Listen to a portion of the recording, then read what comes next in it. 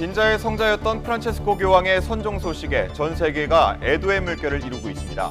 바티칸에서는 교황의 입관식이 시작됐고 이르면 내일 성 베드로 대성당으로 운구될 예정입니다. 윤석열 전 대통령의 2차 공판에서 의원을 끌어내라는 지시 여부를 놓고 치열한 공방이 벌어졌습니다. 직접 발언에 나선 윤 전 대통령은 계엄 선포가 국가 비상사태를 선언할 유일한 방법이었다고 강조했습니다. 민주당 대선 경선에서 압도적 승리를 거둔 이재명 후보가 포스피 5천 시대를 열겠다며 상법 개정안 재추진 의사를 밝혔습니다.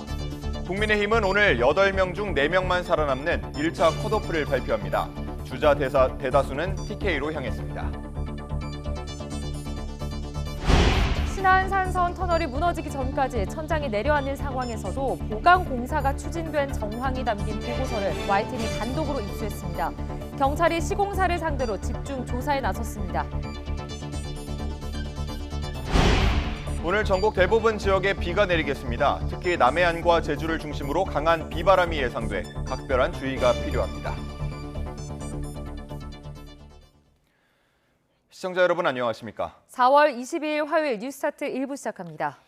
프란체스코 교황의 직접 사인은 뇌졸중과 그에 따른 신부전이라고 교황청이 공식 발표했습니다. 안드레아 아르칸젤리 바티칸 보건위생국장은 교황이 뇌졸중으로 혼수 상태에 빠지고 회복 불가능한 신부전을 일으켜 사망했다고 현지 시간 21일 저녁 밝혔습니다. 이번에 공개된 사망 진단서엔 또 교황이 폐렴 외에 고혈압과 다발성 기관지 확장증, 당뇨병을 앓았다는 내용도 담겼습니다. 네, 현지 시각 21일 오전 7시 35분 선종한 프란치스코 교황은 21살 때인 1957년 늑막염으로 오른쪽 폐 일부를 잘라내는 등 호흡기 질환을 평생 앓았습니다. 또 지난 2월 14일부터 38일간 양쪽 폐에 염증을 앓아 치료받은 뒤 지난달 23일 퇴원해 회복 중이었습니다. 전 세계가 프란치스코 교황을 추모하며 교황이 생전 강조해온 화합과 평화의 메시지를 되새기고 있습니다. 네, 종교와 지역을 떠나 평소 반목하던 국가들도 한 목소리를 애도했습니다. 홍주혜 기자입니다.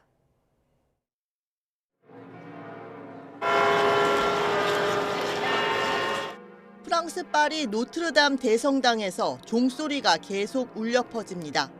지상에서 88년을 살다 간 프란치스코 교황을 기려 88차례 타종했습니다. Il y a eu tout de suite cette pensée qu'il a attendu en fait le jour de Pâques, parce qu'hier il a fait quand même une sortie et il a salué la foule et tout quand même dans sa papamobile. 역시 파리의 명소인 에펠탑은 교황이 선종한 날 밤 불을 밝히지 않기로 했습니다. 또 이탈리아 프로축구 리그 세리에아는 열렬한 축구 팬이었던 교황의 선종 소식에 경기를 연기했습니다. 이런 가운데 교황의 모국 아르헨티나의 추모 열기는 남다를 수밖에 없습니다. 이웃 브라질과 함께 7일 동안 국가 애도 기간도 선포했습니다. Se nos murió, se nos fue el Papa de los pobres, de los marginados, de los que nadie quiere, o en todo caso los que muchos excluyen. EU를 비롯한 전 세계 지도자들도 교황을 추모하는 메시지를 앞다퉈 발표했습니다. He appealed for us not to yield, as he called it, to the logic of fear. Instead, he urged the world to invest in what he referred to as the weapons of peace. 특히 교황이 생전 종교와 이념, 민족을 초월한 화합을 강조한 만큼 이스라엘과 이란처럼 평소 앙숙인 국가들도 애도에 선 한 목소리를 냈습니다. YTN 홍주혜입니다. 프란체스코 교황 선종에 국내 종교계도 한 목소리로 애도를 표했습니다. 천주교 서울대 교구장인 정순택 대주교는 하느님 나라에서 영원한 안식을 기원한다는 메시지를 냈습니다. 김승환 기자입니다. 지난해 11월 바티칸에서 프란치스코 교황과 포즈를 취한 우리 천주교 신자들 모습입니다. 2027년 서울 세계 청년대회를 앞두고 대회 상징인 나무 십자가와 성모 성화를 받은 뒤 기념 촬영을 한 겁니다. 이처럼 우리나라와 각별한 프란치스코 교황 선종에 우리 종교계에서도 잇따라 추모 메시지를 냈습니다. 정순택 대주교는 교황이 우리 모두에게 깊은 영적 가르침을 줬다면서 특히 사회적 약자들과 함께하는 삶을 몸소 실천했다고 회고했습니다. 그러면서 복음을 삶 속에서 실천하며 그분의 사랑과 자비를 이어가야 한다고 밝혔습니다. 여러 가지 소탈한 면모들과 이제 군중들에게 가까이 가고자 하는 어떤 의지를 많이 보이셨습니다. 7대 종교 지도자들도 교황과 우리나라의 인연을 되새기며 애도를 표했습니다. 세월호 유가족과 만남 등 한국 사회에 큰 위로를 전한 교황의 따뜻한 미소와 겸손한 행보가 지금도 우리 국민 기억 속에 살아있다면서 일생 동안 실천한 사랑과 평화의 정신을 본받아 종교 간 화합과 인류의 보편적 사랑에 힘쓰겠다고 다짐했습니다. 전래처럼 프란치스코 교황을 추모하는 분향소는 명동성당에 마련됩니다. YTN 김승환입니다.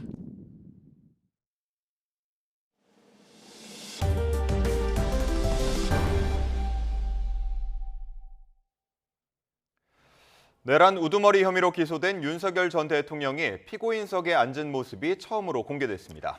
이번에도 직접 발언에 나선 윤 전 대통령은 국가 비상사태를 선언할 유일한 방법이었다면서 비상겸의 정당성을 강조했습니다. 김태원 기자입니다.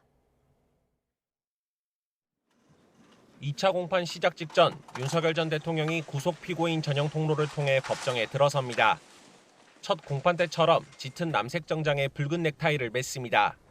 굳게 입을 다물고서 맞은편 검사석을 바라보거나 변호인과 대화를 나누기도 합니다. 윤 전 대통령이 피고인석에 앉은 모습이 공개된 건 이번이 처음입니다. 재판부는 국민적 관심과 알 권리 등을 고려했다면서 법정 촬영을 허가한 이유를 설명했습니다. 국민의 관심과 알 권리 등을 고려해서 이전 유사 사안 준비와 마찬가지로 공판 개시 전에 한해서 법정 촬영을 허가했음을 알려드립니다. 첫 공판에서 90여 분에 걸쳐 진술하며 변론을 주도했던 윤 전 대통령은 2차 공판 증인신문 과정에선 주로 눈을 감은 채 진술을 듣거나 이따금 조는 듯한 모습까지 보였습니다. 그러나 재판 막바지에 증인신문 계획을 두고 법정 공방이 벌어지자 이번에도 직접 발언에 나섰습니다. 칼로 요리도 하고 환자 수술도 하지만 상해나 살인 같은 범죄도 저지를 수 있는 것처럼 계엄은 그 자체로 가치 중립적인 법적 수단이라고 주장했습니다. 또 국가 비상사태라는 것을 선언할 방법이 계엄 선포 외에는 없었다면서 장기 독재를 위한 쿠데타였는지 따져보려면 변호인 측 주장처럼 핵심 관계자들부터 불러 신문해야 한다고 강조했습니다. 재판부는 다음 달 12일 3차 공판을 비롯해 오는 12월까지 매달 최소 서너 차례씩 공판을 진행하겠다는 계획을 밝힌 가운데 연내 1심 선고는 사실상 어려울 것이라는 관측이 나옵니다. YTN 김태원입니다. 비상겸 당시 국회에 출동한 특전사 간부가 윤석열 전 대통령 형사재판의 증인으로 나와 저는 사람에게 충성하지 않는다고 말했습니다. 특전사 특전대대장인 김형기 중령은 어제 오후 서울중앙지방법원 심리로 열린 윤 전 대통령의 내란 우두머리 혐의 2차 공판기일에서 재판부가 발언권을 주자 이같이 말했습니다. 증인신문에서 김 중령은 윤 대통령의 지시로 국회의원을 끌어내라는 지시를 들은 바 있다고 증언했습니다. 이후 김 중령은 별도의 발언 기회를 얻어 군 생활을 23년 하면서 바뀌지 않는 게 있다며 운을 뗐고 군인으로서 임무는 국가와 국민을 지키는 것이고 자신은 사람에게 충성하지 않는다고 말했습니다. 지난 주말 민주당 대선 경선에서 압도적 승리를 거둔 이재명 후보가 소액 투자자들의 민심을 겨냥한 주식시장 활성화를 공약으로 내걸었습니다. 경선 경쟁자들 사이에선 이 후보의 독주를 견제하는 목소리도 나왔습니다. 홍민기 기자가 전해드립니다.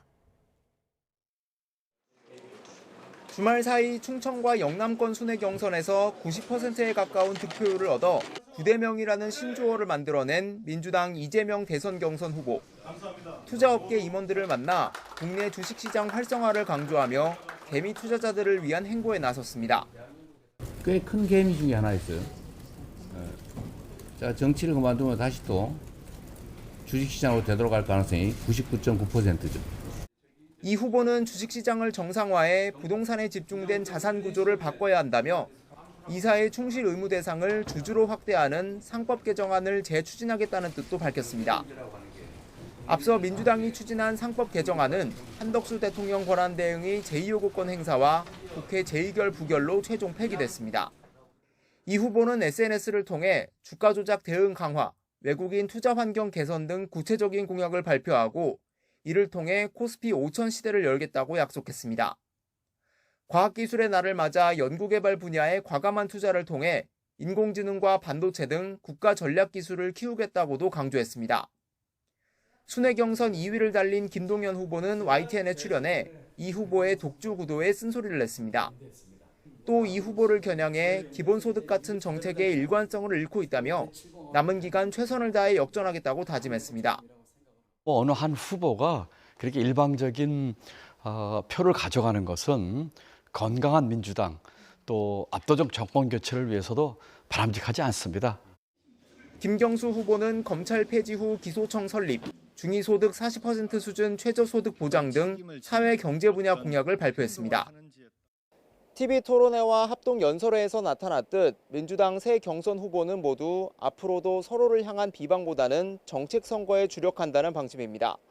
지난 대선 경험을 반추 삼아 이른바 네거티브 경쟁은 본선 경쟁력도 깎아먹을 거란 판단이 깔린 걸로 보입니다. YTN 홍민기입니다. 국민의힘 대선 경선 후보 중 절반만 살아남는 1차 컷오프가 오늘 저녁 발표될 예정입니다. 네, 중요 발표를 하루 앞두고 대권주자 다수는 전통적 지지 기반인 대구, 경북으로 향했는데요. 당 지도부는 자유진영이 하나로 힘을 모아야 한다며 이른바 보수 빅텐트에 시동을 걸었습니다. 국민의힘 소식 윤웅성 기자가 전해드립니다. 국민의힘 대선 경선 후보 8명 가운데 절반인 4명을 추리기 위한 일반 국민 여론조사가 시작됐습니다. 역선택 방지 조항이 적용돼 국민의힘 지지층과 무당층을 대상으로 이틀 동안 진행되는 이번 여론조사 결과는 오늘 저녁 7시 공개됩니다. 빅4만이 살아남는 컷오프가 임박하면서 나경원, 안철수, 한동훈 등 후보들은 보수의 심장 대구 경북 지역을 잇따라 찾았습니다. 안 후보는 국민의힘 대구시당에서 기자회견을 열고 탄핵 반대 후보가 대선 후보로 뽑히면 대선은 필패라며 특히 자신과 4위 자리를 놓고 경쟁하고 있다는 평가를 받는 나경원 후보를 정조준했습니다. 탄핵 각하를 외치던 분이 탄핵이 인용되자마자 대선판에 뛰어든 모습, 모렴치의 끝입니다. 나 후보는 신공항 등을 유치해 TK 르네상스 시대를 열겠다 약속했는데 탄핵 반대자는 대선에 불참하는 게 맞는다는 일각의 지적에 모든 이들의 마음을 모아 미래로 가야 한다고 반박했습니다. 중도층 호소력이 낮다는 것도 편견이다. 제가 말씀드립니다. 현장 정치, 공감 정치 누구보다도 잘할 자신이 있다는 말씀 드리고요. 경주 에이펙 정상회의장 예정지를 방문한 한 후보는 진영과 상관없이 성공적인 정상회의 개최를 위해 힘써야 한다며 지역 민심을 파고들었습니다. 제가 대통령이 돼서 에이펙 정상회의를 통해서 대한민국이 한 단계 더 올라가는 계기를 만들겠습니다. 김 후보는 광역급행철도 GTX 전국 확산 공약을, 홍 후보는 노인 연령 70세 상향과 미래 세대에 부담되지 않는 연금 개혁 등 복지 분야 공약을 내놓으며 정책 행보를 이어갔습니다. 이런 가운데 일부 여론조사에서 국민의힘 대권 주자들의 지지율이 기대치에 못 미치는 결과가 나오자 당내 술렁이는 분위기도 감지됩니다. 이를 의식한 듯 권영세 비상대책위원장은 이재명 세력을 막기 위해선 자유진영이 힘을 모아야 한다며 당의 문을 활짝 열겠다고 공언했습니다. 국민의힘을 탈당한 개혁신당 이준석 대선 후보 등을 포함해 이른바 보수 빅텐트를 염두에 둔 발언이란 분석도 나옵니다. 오늘 1차 컷오프 뒤 사자 대결 등을 거쳐 대선 후보가 최종 결정되면 종국엔 보수 지지층이 결집하리란 게 대체적인 당내 전망이지만 여전히 탄핵 찬반 공방에서 벗어나지 못하는 당 모습이 낮은 지지율의 핵심 원인이란 비판도 적지 않습니다. YTN 윤웅성입니다. 한덕수 대통령 권한대행이 대선 출마 가능성을 묻는 외신 질문에 노코멘트라고 답한 걸 두고 국민의힘 내부가 종일 술렁이었습니다. 당 대선 경선 후보들을 중심으로 부적절하다는 비판이 이어졌는데 민주당은 대선 불출마를 선언하고 내란 수사나 받으라고 쏘아붙였습니다. 김철희 기자가 보도합니다. 한덕수 권한대행 출마설을 비상식이라고 비판해왔던 홍준표 후보. 노코멘트 인터뷰가 알려진 뒤 발언 수위를 더 끌어올렸습니다. 한 대행을 탄핵 책임에서 벗어날 수 없는 인사로 규정하며 대선 출마가 가능하겠냐고 직격했습니다. 한덕수 총리가 탄핵 정부, 당한 정부의 총리인데 그 선거에 출마하겠다는 겁니까? 극히 비상식으로 봅니다. 한동훈 후보는 주변에서 출마를 부추기는 사람들이 더 큰 문제라고 지적하며 지금은 당 경선에 집중할 때란 점을 분명히 했습니다. 출마 선언도 안 한 분의 입장을 자꾸 이렇게 얘기해서 우리 경선에 있어서 주목도를 떨어뜨리는 것은 적절하지도 않고. 다른 후보들도 노코멘트 발언은 당당하지도 정직하지도 못했다고 나를 세우는가 하면 한 대행은 국정에 전념해야 한다. 지금은 당내 경쟁에 집중하자며 한 목소리로 한덕수 차출설에 선을 그었습니다. 반면 최종 경선에 진출할 두 명이 가려지고 나면 3강 단일화를 해야 한다는 주장이 제기되는 등 한대행의 3할 5초 등판론에 힘을 싣는 분위기도 여전합니다. 그간 한대행 출마를 노욕이라고 규탄해온 민주당은 이번에도 강한 어조로 비난전을 이어갔습니다. 한덕수 총리는 지금이라도 당장 대선 불출마 선언을 하십시오. 그리고 내란 수사에 성실히 응하길 바랍니다. 한대행 재탄핵 가능성까지 거론하며 국가 100년 대계에 영향을 줄 일엔 손도 대지 말라는 날선 반응도 나왔습니다. 국익에 영향을 줄 수 있는 사안에 대해선 1.1획도 건드리지 마십시오. 2번씩이나 탄핵당하는 불행한 권한대행의 길을 자초하지 말아야 할 것입니다. 한덕수 권한대행의 노코멘트 발언을 보건대 그의 대선 출마 의지가 아예 없진 않다는 분석도 나옵니다. 향후 지지율 등에 따라 등판할 가능성을 열어뒀다는 해석인데 물론 대선을 관리해야 할 심판이 선수로 뛰는 건 부적절하다는 곱지 않은 시선도 적지 않습니다. YTN 김철입니다. 트럼프 미국 대통령이 중앙은행인 연방준비제도의 제롬 파월 의장에게 해임에 이어 금리를 인하하라고 압박하고 나섰습니다. 네, 이에 뉴욕 증시는 급락했고 경기 선행 지수도 하락하면서 경기 둔화가 현실화한 가운데 월가는 금융시장이 흔들린다며 우려하고 있습니다. 이승윤 특파원 연결해서 자세한 소식 알아보겠습니다. 이승윤 특파원, 뉴욕 증시 상황 어떻습니까? 네, 뉴욕 증시 3대 지수는 부활절 연휴 이후 맞은 4월 넷째 주 첫 거래일을 급락세로 마무리했습니다. 뉴욕 증권 거래소에서 우량주 중심의 다우존스 30 산업평균 지수와 대형주 중심의 스탠다드 앤 푸어스 500 지수, 기술주 중심의 나스닥 종합지수 모두 방금 전장 대비 2% 넘게 급락한 채 거래를 마무리했습니다. 트럼프 대통령이 미국 중앙은행인 연방준비제도의 제롬 파월 의장에게 금리 인하를 압박하며 흔들기에 나선 여파로 풀이됩니다. 트럼프는 자신의 소셜미디어인 트루스 소셜을 통해 금리를 선제적으로 인하하지 않으면 경제 성장이 둔화할 수 있다며 파월을 압박했습니다. 이어 파월이 금리 인하가 필요한 시기엔 매번 뒤늦게 대처하다가 지난해 11월 대선을 앞두고는 바이든 당시 대통령과 해리스 부통령을 돕기 위해 큰 폭의 금리 인하를 단행했다고 주장했습니다. 케빈 애씑 백악관 국가경제위원장은 대통령과 참모들은 파월의 해임 문제를 계속 검토할 것이라고 말하기도 했습니다.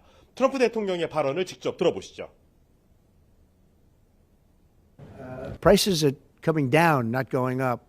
Only the fake news says they're going up. The only thing that's even are interest rates. And if we had a Fed chairman that understood what he was doing, interest rates would be coming down too. He should bring them down. 네, 월가에서는 금융시장과 달러화에 대한 신뢰 문제가 불거질 수 있다는 우려의 목소리가 나온다고요.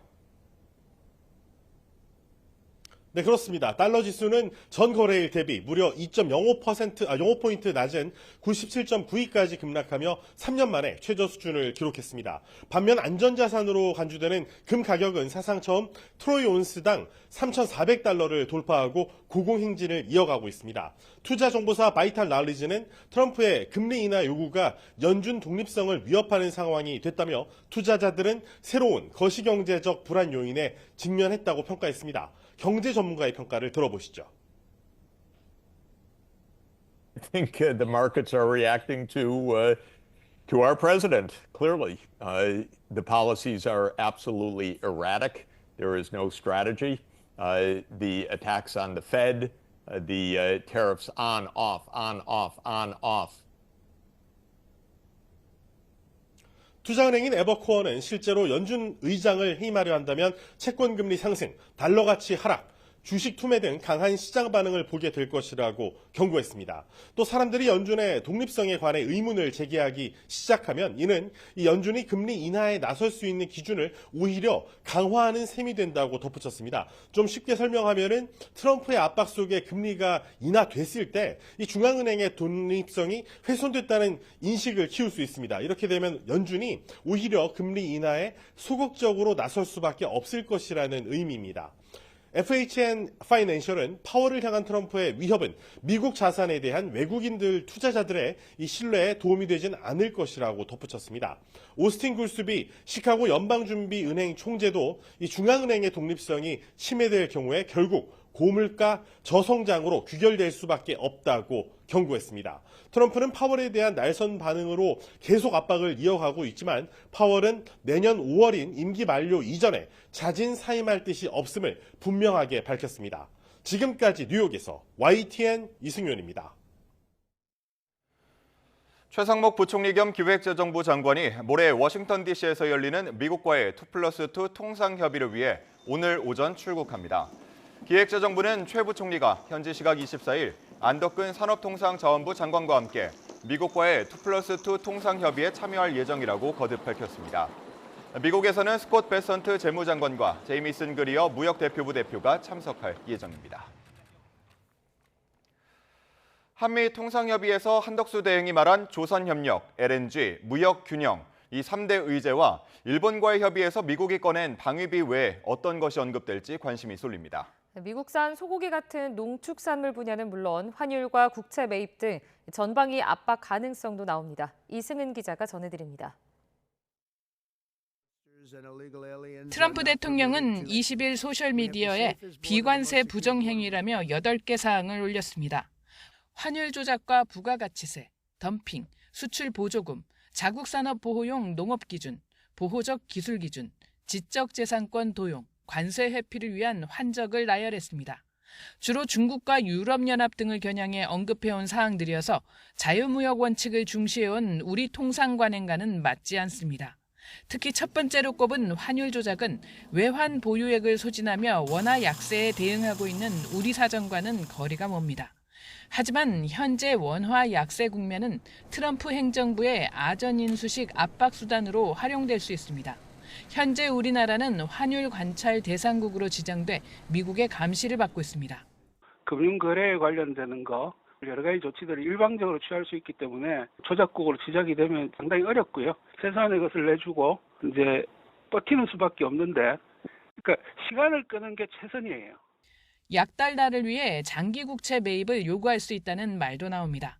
미국 입장에서 보면 우리나라는 8대 무역 적자국인 반면에 미 국채 보유액은 1246억 달러로 세계 19위입니다.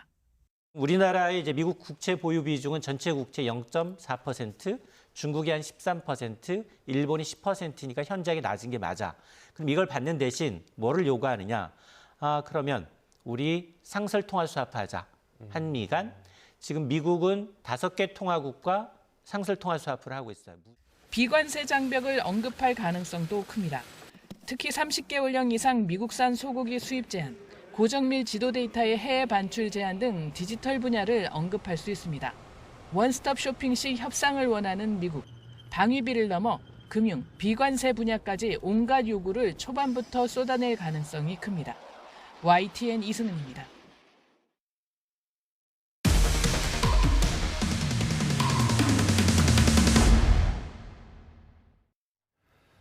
신안산선 공사 현장 붕괴 우려가 나온 뒤 실제로 터널이 무너지기 전까지 천장이 계속 내려앉고 있었던 걸 확인할 수 있는 보고서를 YTN이 입수했습니다. 전문가들은 이런 경우 붕괴 위험이 클 수밖에 없다고 지적하는데요. 경찰은 시공사가 작업을 강행한 건 아닌지 집중 조사하고 있습니다. 표정우 기자의 단독 보도입니다. 공사 현장이 무너지기 3시간 전쯤 현장 관계자들은 터널이 무너질 일은 없을 거라고 설명합니다. 백화심이라도 흔히에게는 우리는 시골 의료는 없다. 그런데 이때도 터널 천장은 조금씩 내려앉고 있었던 것으로 확인됐습니다. YTN이 붕괴 위험 신고 이후 터널 형태의 변화를 기록한 상황 보고서를 입수했습니다. 11일 새벽 0시 터널 붕괴 우려 신고 뒤 새벽 2시쯤 시공사인 포스코 ENC는 터널 내부 5곳에 형태 변형을 측정할 수 있는 계측기를 설치했습니다.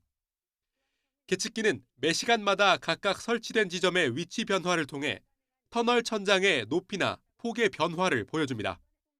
그런데 계측기 설치 1시간 만에 아치형 터널의 최상단 두 부분이 0.8cm와 0.4cm 내려앉은 것으로 나타났습니다. 그러다 오전 9시 붕괴 6시간 전엔 양쪽 터널의 높이가 2.3cm에서 2.5cm 낮아진 것으로 확인됐습니다. 오후 1시 50분, 사고 1시간 전쯤엔 두 개 터널의 천장이 각각 4.1cm, 3.7cm 내려온 것으로 기록됐습니다. 4cm 정도 되면은 긴급 비상 상황이죠. 조금만 있으면 붕괴로 이어진다라고 공학적으로 추론하기에는 충분한 자료. 오전 10시에 진행된 보강 방안 대책회의에서 전문가는 터널 붕괴는 급격히 진행되지 않을 것 같다면서도 붕괴 전엔 징후가 발생하므로 도로 지표면 침하 및 터널 내부의 변이를 측정한 뒤 수렴이 될 시 보강공사 검토가 필요하다는 취지로 말한 것으로 전해졌습니다. 더 이상 터널 형태의 변화가 없는 것으로 관측될 때 보강공사를 검토하란 말입니다.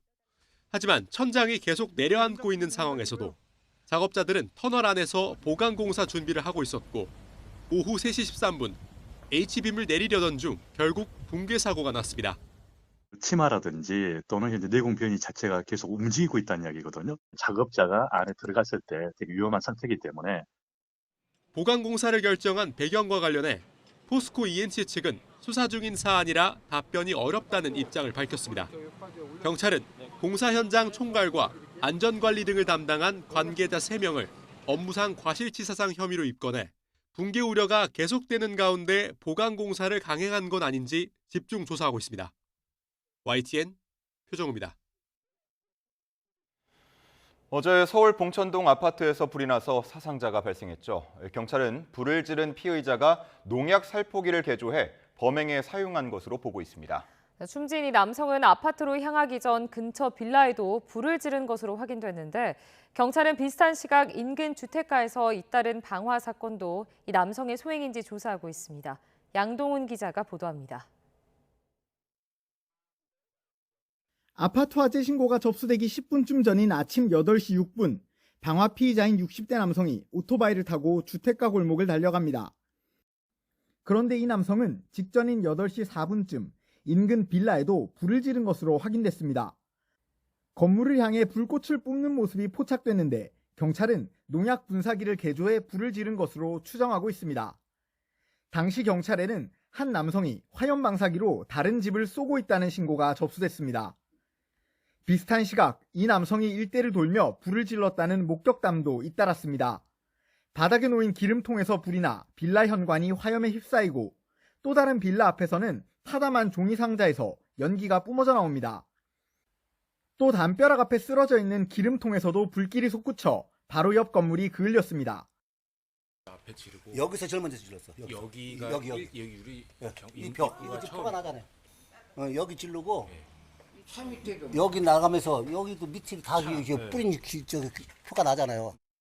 경찰은 남성이 주택가를 돌며 잇따라 불을 지른 것으로 보고 조사하고 있습니다. 뒤이어 남성은 직선 거리로 1.4km 정도 떨어진 아파트에서 또다시 방화를 저질렀습니다. 아파트 지하 주차장에서는 남성의 오토바이가 발견됐는데 뒷좌석에는 기름통 2개가 실려 있었습니다. 아파트 화재로 피의자인 남성이 숨지고 6명이 다친 가운데 경찰은 정확한 재산 피해 규모를 확인하고 있습니다. 또 앞서 방화가 잇따랐던 주택가에서는 일부 건물이 그을렸지만 인명피해는 없었던 것으로 확인됐습니다. YTN 양동훈입니다. 화재의 원인을 밝히기 위한 합동 감식이 오늘 진행됩니다. 경찰과 소방당국, 한국전기안전공사는 오늘 오전 11시부터 합동 감식에 나서 정확한 화재 원인 등을 조사할 예정입니다.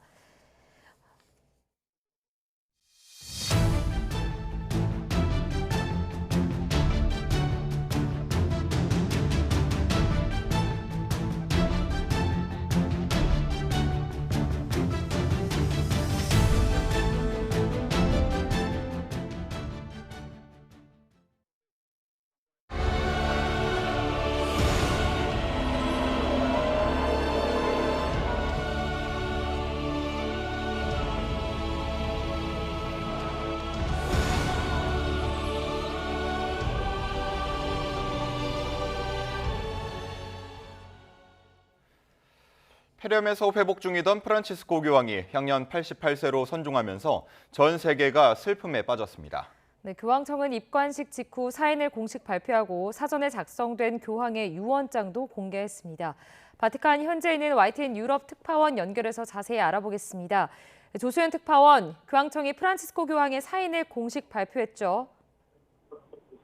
네, 그렇습니다. 프란치스코 교황의 직접 사인은 뇌졸중과 그에 따른 신부전이라고 교황청이 공식 발표했습니다. 교황청은 교황이 뇌졸중으로 혼수 상태에 빠지고 회복 불가능한 신부전을 일으켜 사망했다고 전했습니다. 이번에 공개된 사망 진단서에는 교황이 폐렴 외에 고혈압과 다발성 기관지 확장증, 당뇨병을 앓았다는 내용도 담겼습니다. 현지 시간 21일 아침 7시 35분 선종한 프란치스코 교황은 21살 때인 1957년 늑막염으로 오른쪽 폐 일부를 잘라내는 등 호흡기 질환을 평생 앓았습니다. 또 지난 2월 14일부터 38일간 양쪽 폐에 염증을 앓아 치료를 받은 뒤 지난달 23일 퇴원 후에 회복 중이었습니다. 네, 교황의 선종 당일 저녁 입관식도 엄수됐다고요? 네, 그렇습니다. 교황의 입관식은 바티칸 내 교황의 거처인 산타마르타 집에서 거행된 것으로 보입니다. 페렐 추기경이 교황 장례 예식 문서에 따라 선종 확인과 시신을 관에 안치하는 의식을 주재했습니다. 교황이 서거함에 따라 9일간 애도 기간이 이어집니다. 교황청은 유해가 이르면 23일 성베드로 대성당으로 옮겨져 일반에 공개될 수 있다고 밝혔습니다.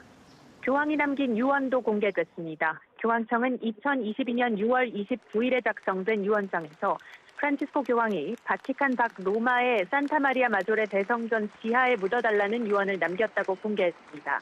그러면서 무덤에 특별한 장식을 하지 말아달라고 요청했지만 자신의 교황명을 라틴어로 새겨주기를 원했다고 교황청은 전했습니다. 지금까지 바티칸에서 YTN 조수연입니다. 프란치스코 교황의 선종 소식에 한국에 있는 신자들도 생전의 업적을 기리며 애도를 표했습니다. 사회적 약자를 위해 헌신해온 교황은 종교를 넘어 모두에게 큰 어른이었다고 입을 모았습니다. 이준엽 기자가 전해드립니다. 명동성당 들머리 성모 마리아상 앞에서 한 신자가 조용히 눈물을 훔칩니다. 갑작스러운 프란치스코 교황의 선종에 신자들이 하나둘 무거운 마음으로 성당을 찾았습니다. 너무 마음이 아프지만 좋은 일 많이 하셨으니까 하늘에서 배려해 주셔서 좋은데 가서 앉아 가실 거라고 믿고 있습니다. 고인을 위해 정성 어린 기도를 드리고도 좀처럼 성당을 떠나기 힘들어 다시 기도를 올립니다. 가슴이 막 떨리는 거예요. 정말 그냥 막 바들바들 떨려요. 저도 모르게요. 그래서 이 명동 성당을 떠나지를 못하겠는 거예요. 교회가 성소수자를 더 환영하도록 노력하고 난민을 보듬으며 한국을 향한 애정도 각별했던 프란치스코 교황. 생전의 모습 하나하나 되새기며 추모합니다. 동성애자들 이런 사람들을 많이 위로해 주셨고 난민들 어려운 사람들을 특히 더 많이 생각해 주시는 것 같아요. 종교를 떠나 수많은 세계인의 사랑과 존경을 받은 고인의 행보가 정말 큰 어른 같았다고 회고합니다. 지구상 모든 종교를 떠나서도 참 큰 일을 많이 하신 것 같아요. 일일이 다 기억은 안 나는데 그래도 참 너무 참 크신 분 같았어요, 양반이. 신자들은 새롭게 선출될 교황도 고인처럼 세계 평화와 불우한 사람들을 위해 봉사했으면 좋겠다고 기도했습니다. YTN 이준엽입니다. 프란치스코 교황이 선종한 가운데 명동성당에 추모 공간이 마련됩니다. 전례처럼 명동성당에 프란치스코 교황의 분향소가 꾸려지고 있습니다. 천주교 서울대교구는 명동성당에서의 조문 일정이 확인되는 대로 안내하겠다고 밝혔습니다. 프란치스코 교황이 선종함에 따라 교황청은 새로운 교황을 선출하기 위해 조만간 콘클라베를 소집할 예정입니다. 2013년 이후 12년 만에 뽑는 새 교황, 교황이 어떤 절차를 거쳐 선출되는지 김잔디 기자가 소개합니다. 교황이 선종한 뒤 9일간 추모 기간이 지나면 교황 선출회의, 콘클라베가 소집됩니다. 첫 교황인 베드로 이후 267번째 후계자를 뽑기 위한 콘클라베는 사전 준비 회의를 통해 구체적 일정이 정해집니다. 교황령에 따르면 교황직이 공석이 된 뒤 15일에서 20일 사이에 교황 선거를 개시해야 합니다. 콘클라베는 시스티나 성당에서 열리는데 전 세계 80살 미만 추기경 120명 이상, 최대 140명이 참석할 예정입니다. 미켈란젤로의 벽화 최후의 심판이 그려진 제단 앞에서 진행되는데 후보자는 미리 정해지지 않습니다. 교황 선출 투표는 첫날은 한 차례, 둘째 날부터는 오전과 오후 2차례씩 매일 4번의 투표를 하게 되고 추기경 3분의 2 이상의 표를 얻은 사람이 나올 때까지 계속됩니다. 지난 콘클라베는 2013년 3월 12일부터 이틀에 걸쳐 5차례 투표 만에 프란치스코 교황이 선출됐습니다. 열쇠로 잠근다는 뜻의 라틴어 콘클라베는 철저한 비공개 회의로 매번 회의를 끝낼 때마다 투표용지를 불태웁니다.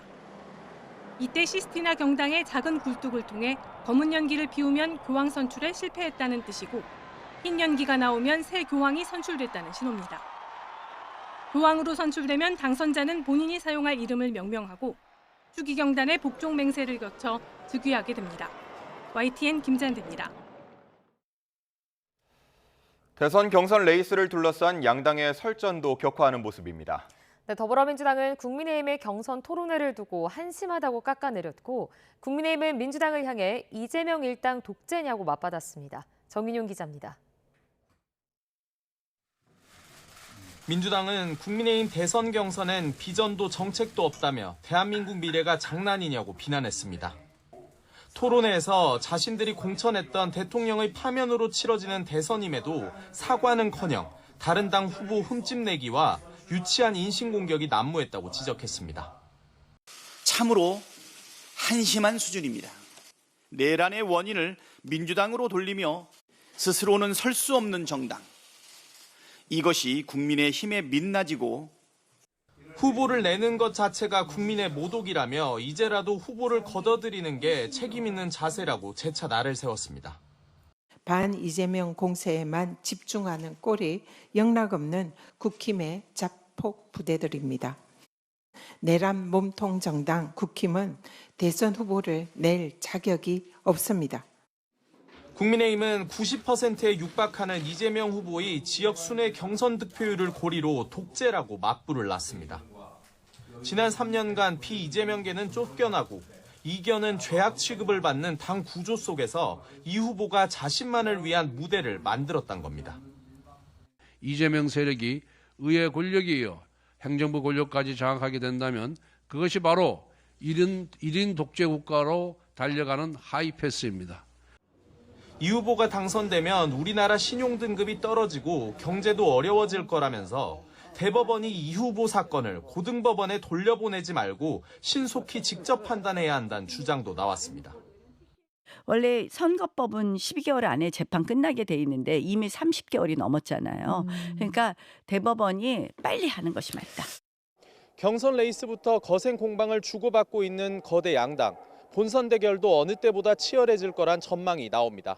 YTN 정인용입니다.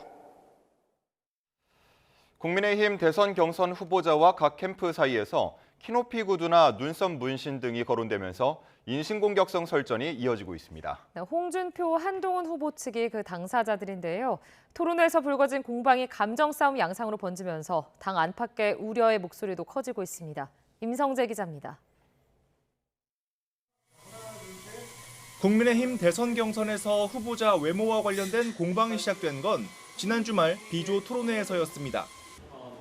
홍준표 후보가 한동훈 후보에게 키높이 구두를 신는 이유 등을 물었고 이에 한 후보가 유쾌하지 않은 반응과 함께 유치하다고 쏘아붙인 겁니다. 청년의 꿈 안에서 꼭 가거든 이거는 좀 질문해 보라고 해서 우선 키도 크신데 뭐 하려고 키높이 구두를 신습니까? 청년이 아니신 것 같은데요. 그런 질문을 하시는 거 보면. 때 아닌 구두 설전은 토론회에서 그치지 않고 2차, 3차로 확산했습니다. 술자리에서나 할 농담이라거나 B급 질문이란 반응을 넘어 속이 좁은 남자를 뜻하는 신조어와 함께 눈썹 문신을 한 1호정 시인이 누구냐는 감정 섞인 대응이 잇따른 겁니다. 당사자인 한 후보도 자신은 탈당을 하거나 특활비를 집에 갖다 주진 않는다며 홍 후보를 정조준했습니다. 저는 부채 정치 경험이 없습니다. 명태균 같은 정치 브로커와 엮였던 경험도 없습니다. 알겠습니다. 다른 분들하고 달리 탈당한 경험도 없고요. 예. 제가 뭐 특활비 집에다 갖다 준 경험도 없지 않습니까? 네. 그런 게 필요한 경험이라고 생각하지는 않습니다. 홍 후보는 한 후보 측의 날선 반응에 앞으로 정치를 계속하려면 이미지 정치를 하지 말란 취지였다고 맞받았습니다. 겉보단 속이 충만해야 한다는 일종의 충고였단 건데 이를 못 알아듣는 걸 보니 캠프에 B급 인사들만 몰려있는 것 같다며 불편한 심기를 숨기지 않았습니다. 나 정치 대선됩니다. 처음 정치에 들어오시는 분들이 이미지 정치에만 몰두하면 오래 가지 못한다. 곧 들통이 난다. 당내에선 그만큼 경선 레이스에 관심이 증폭되는 것 아니겠느냐는 반응이 나오는 것도 사실이지만 대선 토론에 격이란 게 있는데 당 모두가 의문의 1패를 당한 것 같다는 부정적인 반응도 적지 않습니다. 이른바 3강으로 꼽히는 유력 후보 간 설전이 감정 싸움으로 번지고 자칫 본선 경쟁력에도 부정적 영향을 주지 않을까 걱정하는 기류도 읽힙니다. YTN 임성재입니다. 차기 헌법재판소장 권한대행으로 김형두 재판관이 선출됐습니다. 헌법재판소는 재판관 회의 결과 김형두 재판관이 소장 권한대행으로 선출됐다고 밝혔습니다. 김형두 헌재 소장 권한대행은 김명수 전 대법원장의 지명을 받아 지난 2023년 3월 임기를 시작했습니다. 김형두 권한대행은 윤 전 대통령 탄핵 심판 과정에서 적극적으로 증인을 신문하는 모습이 언론의 주목을 받기도 했습니다. 김 권한대행은 당분간 재판관들 사이 큰 이견이 없는 사건을 중심으로 심리하면서 7인 체제를 이끌 것으로 예상됩니다. 한 줄 뉴스입니다. 모레 2+2 통상협의 참석을 위해 최상목 경제부총리가 오늘 오전 미국 워싱턴으로 출국합니다. LG 생활건강의 자회사인 코카콜라 음료가 다음 달부터 코카콜라를 제외한 스프라이트, 미니메이드, 조지아 등 일부 제품의 출고가를 평균 5.5% 인상한다고 밝혔습니다. HY가 제조 원가 부담이 심화됐다며 다음 달부터 야쿠르트 라이트의 가격을 220원에서 250원으로 30원 인상한다고 밝혔습니다. 병원들의 과잉 진료로 1인당 건강보험 실질 지출이 10년 새 28% 늘었다는 국책연구원의 분석 결과가 나왔습니다. 부동산 플랫폼 직방은 5월 전국 아파트 입주 물량은 16,205가구로 이번 달과 비교해 19% 늘어난 규모라고 밝혔습니다. 지금까지 한 줄 뉴스였습니다. 어제 곳곳에서 땅 꺼짐과 도로 파임 현상이 나타나 도로 일부가 통제되고 복구 작업이 이어졌습니다. 승용차가 하천으로 빠지는 사고도 있었는데 다행히 다친 사람은 없었습니다. 밤사이 소식 김다연 기자가 보도합니다. 움푹 팬 도로 위 구멍에서 연기가 뿜어져 나오고 주위엔 노란 통제선이 쳐졌습니다. 경기도 용인시 수지구청역 부근에서 땅 꺼짐 신고가 접수된 건 어제 저녁 7시쯤. 도로 밑에 깔린 온수 배관이 파열되면서 땅이 꺼진 거로 추정되는데 다행히 다친 사람은 없었습니다. 연기 나서 신고가 들어왔고 이제 굴착기로 땅 판 다음에 배관 공사는 마무리됐고. 한국지역난방공사는 도로를 통제하고 밤새 복구 작업을 벌였습니다. 비슷한 시각 경남 창원에서도 지름 60cm 규모의 도로 파임이 발생했습니다. 구청은 하수관 누수로 파임이 생긴 거로 보고 보수 공사를 이어간다는 계획입니다. 어젯밤 광주 중흥동에선 주택 외벽과 담장에 균열이 생겨 주민 6명이 대피했습니다. 근처에선 광주 도시철도 2호선 공사가 이뤄지고 있었는데 당국은 정확한 경위를 파악하고 있습니다. 반쯤 물에 잠긴 승용차 주위로 구조대원이 분주하게 움직입니다. 오늘 새벽 대구 달성군에선 승용차가 하천에 빠지는 사고가 났습니다. 다행히 운전자가 차체 위로 대피한 뒤 직접 신고해 인명피해는 없었습니다. 경찰은 졸음운전 여부 등을 포함해 사고 원인을 조사하고 있습니다. YTN 김다연입니다. 오늘은 강풍을 동반한 비바람에 주의하셔야겠습니다. 서해상에서 발달한 비구름의 영향으로 현재 서울 등 경기 서해안과 호남, 제주도에 비가 내리고 있습니다.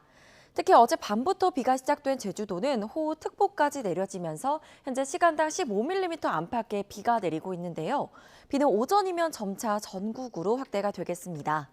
예상되는 비의 양은 제주도에 최고 120mm 이상, 남해안에 80mm 이상이 되겠고요. 그 밖의 내륙은 10에서 60mm가 되겠습니다. 특히 오늘 제주도와 남해안은 돌풍과 천둥, 번개를 동반해서 시간당 최고 20에서 30mm의 강한 비가 내릴 수 있어서 더 각별한 주의가 필요하겠습니다. 비는 오늘 밤이면 대부분 그치겠지만 동해안은 내일 아침까지 이어지는 곳이 있겠습니다. 비와 함께 전국적으로 바람도 강하겠습니다. 특히 강풍주의보가 발효 중인 제주 산간 지역은 바람이 순간적으로 초속 20m 이상으로 강하게 불겠고요. 대부분의 해상에서 물결도 최고 4m까지 매우 높게 일겠습니다. 배편과 여객선 결항에 대비해서 사전에 운항 정보를 잘 확인해 주셔야겠습니다. 현재 기온 살펴보겠습니다. 현재 서울 기온 19.6도, 대구는 13.5도 보이고 있고요. 낮 기온은 서울이 21도, 대구가 20도까지 오르겠습니다. 날씨였습니다. 이상으로 뉴스타트 1부 마칩니다. 잠시 후 2부가 이어집니다. 함께해 주신 여러분 고맙습니다.